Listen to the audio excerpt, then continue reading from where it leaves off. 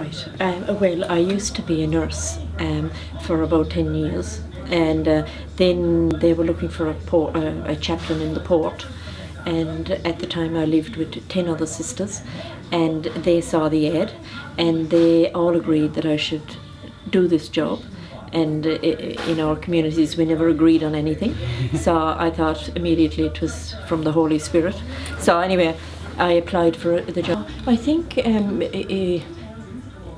I suppose there's the functional side of it. They need the regular things like phone cards, access to Wi-Fi, that type of thing. They certainly need more than anything, I suppose. But there's another side that even before they get to the club here on board, they need to make contact with someone. They need to talk, just talk about nothing. You know what I mean? Nothing in particular. So what they need most of all, I think, is somebody to listen. Really, in a way that doesn't have any other agenda, where the listener doesn't have an agenda apart from to listen and to enjoy being. I think that's a great need, and that's come out in surveys and everything too, that the thing they miss most is seeing somebody go on board for them. A visitor, we call it now. Most of the ships, all of them are supposed to be dry ships now, so they don't really ever, rarely anyway, have that chance to sit around and socialise, having a beer or having a drink, you know, whereas long ago it was the order of the day, and on a Saturday night, you know, the captain would bring out a slab of beer and there'd be karaoke as best we could on board. And that's finished, so that whole way of socialising is finished, really. So the seafarers tend to, like if I see a seafarer now with a bottle of beer, I have to grab the camera and take a picture of him, because it's so rare. And I really think that that's abnormal too, you know, given that they're maybe 10 months on board, and in all that time they can never go to the fridge and get a beer. I mean, I don't want to be pushing alcohol, it's not my thing, but there's some, you know, I think ashore we tend to think, oh well, they shouldn't drink because they're bringing goods and they have to be safe. Well, do we apply the same things to ourselves, you know? A lot of that's changed. So some of them love to sit and chill out. Others love to, well, they like to go on their Wi-Fi things. But you'll get the occasional lads who'll come in, and I always know if I'm behind the bar and once I've served them whatever, that they'll linger there. They want to talk and sit up in a bar stool and talk, you know, like a normal person. By far, I think the relationship breakdown, you know, they go home, they feel like they're a kind of a, you know, what would you say, a cash cow or whatever, and they often tell me the minute they get home on vacation, the minute they go in the door, somebody's going to say, when are you going back?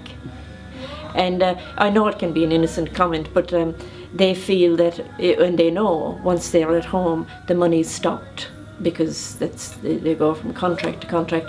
So in a sense they're back. Often in that short time at home, they realise that things aren't as they were the 9 months before, for whatever reasons, you know, distance. Children have changed. Maybe there's a child that their own child they meet for the first time, you know, this type of thing. So there are a lot of strains on them, and I think so the relationships are huge. So I was really delighted to meet him on behalf of Seafarers, you know. Not something I planned in my life to be meeting popes, but for the reason I did, I was very happy, and he was lovely to meet too. He was really lovely. Did my best. I gave him the high visibility vest if he wants to visit a ship, and I did. I just told him who I was, and that you know, I was a friend of Seafarers, worked with Seafarers, but he knew that because he'd already mentioned them in his public address, reminding us that we must be their voice ashore, and you know, acknowledging their long time away from their loved ones. And that's the way it is. So the seafarers, even if people notice a ship, they may not make the connection. They're actually human beings on board. Fantastic. Like the IMO website, and you ask a seafarer, they know nothing about International Seafarers Day, because you know, they just don't. It doesn't trickle in to their level. And I'm not saying that's a law level, just there where they are. And a guy said to me the other day, he said that's a celebration for the office. And I don't know how, and I don't know how you do it. Anyway, like on board, you'd be hoping they would have a celebration on every ship. A bit of time off, a bit of something, but you can't guarantee that'll happen at all. And that'd be fantastic. Agents, like, it'd be wonderful if an agent went to every ship next Wednesday, took a gift, do something, even wish them happy day. Yeah. So there are little ways. But having said that, I think this push from the IMO and different AMSA and all our organisations, perhaps we do a little bit at least to trickle in. But there's still, to me, seems to be a big divide between all the legislation and everything and the wonderful MLC in reality for the seamen, So even today, a guy said to me, he said, we can't say anything because we'll get into trouble. I said, he's an educated young man.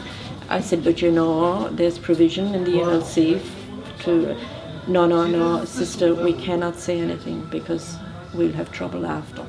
Now, this is the reality,